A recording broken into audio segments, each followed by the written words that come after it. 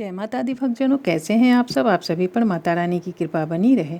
चलिए सावन के इस पवित्र मास में जानते हैं भगवान शिव के वाहन, उनके गण नंदी के बारे में।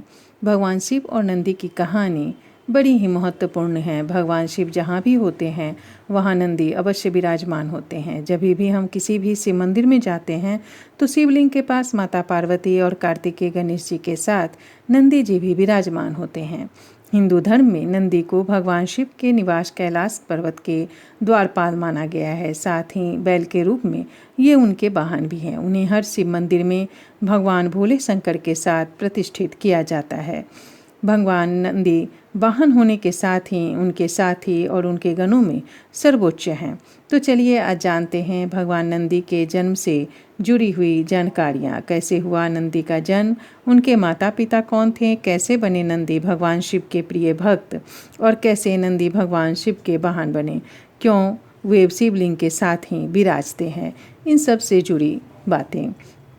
कथा के अनुसार ब्रह्मचारी व्रत का पालन करते हुए एक बार शिलाद ऋषि को भय सताने लगा कि उनकी मृत्यु के बाद उनका संपूर्ण वंश समाप्त हो जाएगा। वे एक शिशु को गोद लेना चाहते थे, लेकिन वे चाहते थे कि जिस शिशु को वह गोद ले वह आध्यात्मिक हो तथा उस पर भगवान शिव की विशेष कृपा और आशीर्वाद हो।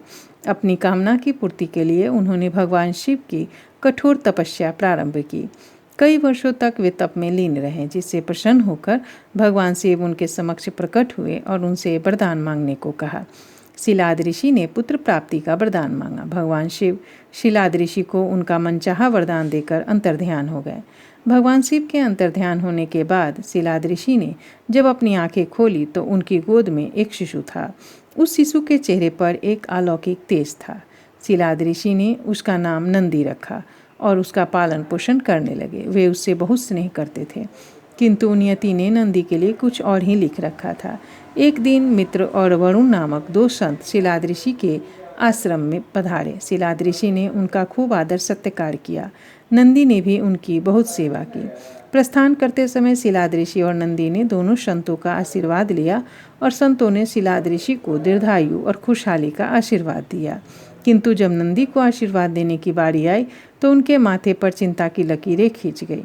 शिलाद ऋषि ने यह तुरंत भाप लिया।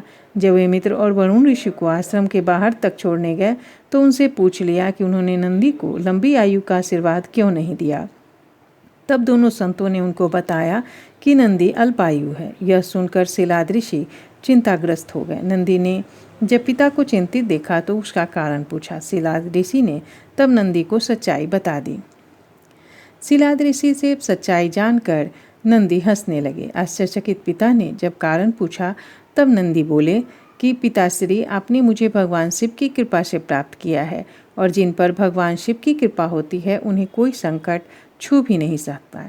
यह कहकर वे पिता का आशीर्वाद प्राप्त कर भगवान शिव की तपस्या करने वन में चले गए और तप करने लगे। नंदी का तप इतना कठोर, ध्यान इतना प्रबल और आस्था इतनी मजबूत थी कि भगवान शिव को प्रकट होने में अधिक समय न लगा।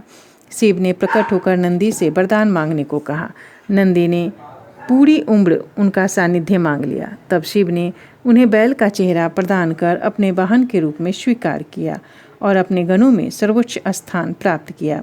शिव के आशीर्वाद से नंदी मृत्यु के भय से मुक्त होकर अजर अमर हो गए। भगवान शिव ने गणों के अधिपति के रूप में नंदी का अभिषेक करवाया और इस तरह से नंदी नंदीश्वर हो गए।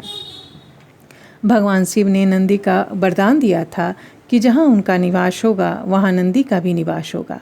माना जाता है कि तब से ही शिव मंदिर में शिवलिंग के साथ नंदी की भी स्थापना की जाती है।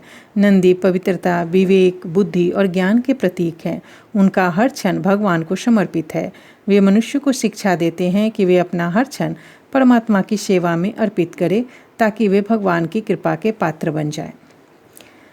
भगवान शिव अपने भक्तों पर हमेशा अपना उपकार और कृपा बनाए रखते हैं।